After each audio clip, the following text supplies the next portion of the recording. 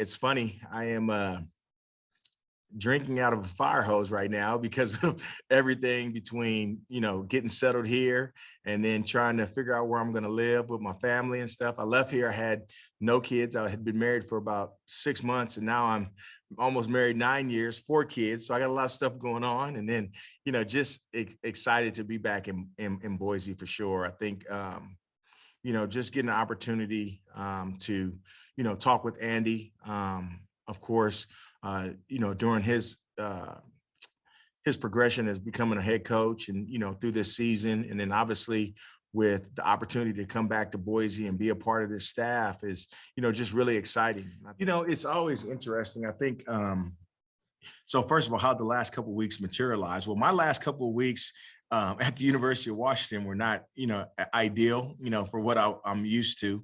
But that's, college football, and it kind of is what it is. But I actually I laughed because I was sitting in the special teams room over at the University of Washington, and I'm updating my resume, something that I hadn't had to do for a long time. And I actually had called Andy, and I'm like, Andy, just to give you a heads up, I'm putting your name on my resume as a reference. He's like, you really called me to make sure? I said, yeah, I didn't want anybody calling you. Don't want them calling you asking about me. So, so that was kind of the start. And then it was probably maybe a week, maybe longer after that, once the season finished. Actually, it was probably about, a week after that, he gave me a call. It was, 9 o'clock at night, 8:39, so it was late in obviously Boise. And, I'm sitting there hanging out, and he's like, oh, I want to talk to you about something. And I'm like, okay, what's up? So we're talking. And at this point, it's not really anything like, hey, we want you to come back. It's just, he's asked me about, how it was, how I've grown and things like that. And at this point, it's 11 o'clock. So my wife comes upstairs, and now I'm going downstairs so she can go to sleep. And he goes, I think we really could, use you. I think, just, being a veteran guy and, being at Boise during the time when, this place was building and got a chance to build and do some special things. And then being at University of Washington and building some special things. And, just now, at one point I was a younger guy on the staff, and now I'm one of the older guys on the staff, which is quite interesting. But I think, you could be a great asset to the players, to the coaches, to the program, just with some leadership skills and things like that, talking to other guys that you've worked with. And, I'm like, yeah, that could be cool, and it wasn't like that could be cool. Like, I don't want to do that. It was more like, okay, this probably has a chance, and so he's like, man, just think about it. So I, took about 3 or 4 days, and I did get some opportunities for some other programs that I won't talk about, but just I think the one thing, hopefully the people that know me, especially that were with me early on, I see Bob on here, Jay, you've been around this thing for a long time. I'm not a guy that up and moves all the time. I was here from 06 to 13, didn't leave until Coach Peterson left, and really from 14 to 21 wasn't really planning on leaving the University of Washington. But at the end of the day, the one thing that I do find comfort in is good people. And over my course of my time here at Boise State, I was able to be influenced and be around some really good people. And so as I got to think about that and going through talking to some of those other staffs that I had a chance to talk to, and I'm not saying those weren't good people, but it just didn't feel the same. It didn't feel as I didn't see as myself as much as an asset as Andy was making it feel like. It didn't have as much of a heart tug to be able to come back to a place like this and be able to feel like you have an influence, feel like, what you did here in the past matter. You know what I mean? Matters.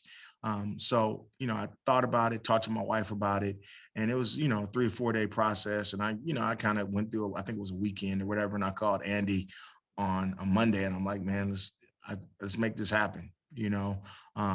Great decision. It's been one of the best decisions. I was kind of asking my wife, well, I hope everybody still is excited, is going to be excited that I'm coming back, or even wants me back, because you just don't know, how things can play out. But the one cool thing, I will say, and, hopefully I get a chance to meet everybody in person, and not just on the Zoom thing. I'm tired of Zoom, just so we're on the same page.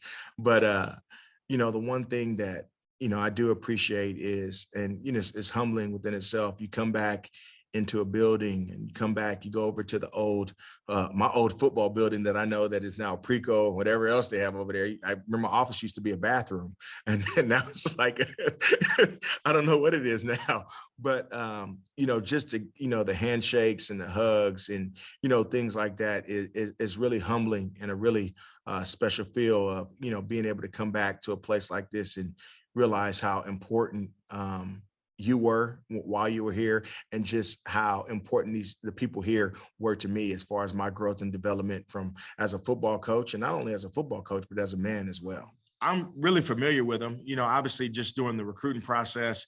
St. John Bosco is one of those schools where, if you don't stop through, you don't know what you're doing. But, so getting the chance to watch him through the recruiting process, and obviously the cool thing about, this recruiting process is you get a chance to meet these kids, even if you don't end up recruiting them or coaching them early on. But so that part of it, I know a lot about him personally. And I think the one thing that I will say when it comes to him, watching him as he's developed here at Boise State, is he's a special player. Lee Marks did a heck of a job of getting him here to Boise State. So shout out to Lee there. And then the next part of that is the thing about George. He can run you over. He's athletic out the backfield. He's great in transition, is one thing that I'm always coaching in fundamentals when it comes to that make you miss ability, being able to run through tackles. He's able to stutter, stop guys. Now, the one thing I hope I can, help continue to build on is, keeping him healthy throughout the course of a full season, because I think that's important.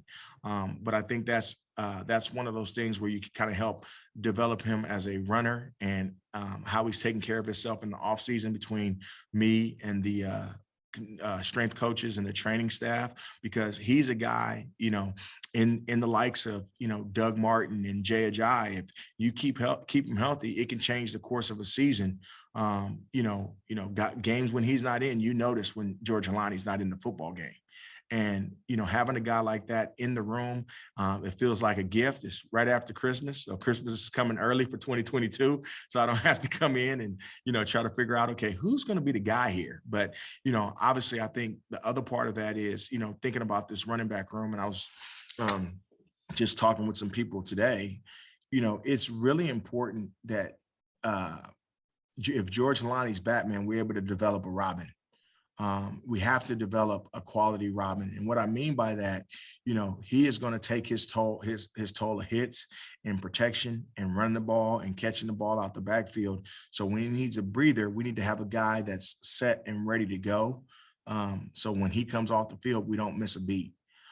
Obviously, him being the lead dog, it's important, but you want to make sure you can keep him healthy throughout the course of not only just the seasons, but through games as well.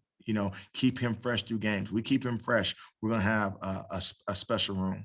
Yeah. I've actually gotten a chance to watch his film, just coming in, you do your best to watch as much of these guys as you can during the controlled chaos of moving and all that kind of stuff. But, got a chance to watch, his film. I think the one thing that, he brings to the table is he's very versatile, catches the ball out the backfield. He's played other positions.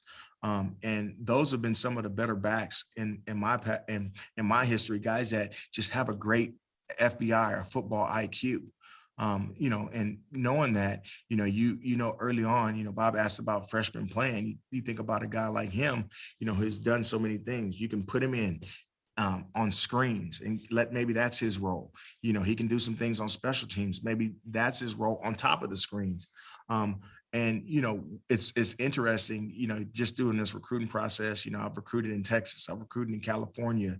And, as soon as the news broke that I was coming back to Boise State, some coaches that are well respected in that Texas area text me like, man, you guys got a good one in Ashton Jeanty, and you start getting those calls. You're like, okay, let's get something going. So when you ask me how excited I am, I got a chance to meet with him and his family this morning for the first time, in person. obviously. And, I'm really excited because I think when you start watching and seeing the clay that you're able to start molding and put together, and a guy that has the drive, it took some work for him to graduate early and be here right now. And that just shows you the passion that he has to getting started and how special this place is to him, like, hey, I'm here, I'm ready to go. So I'm really excited, John, to get him going and get started.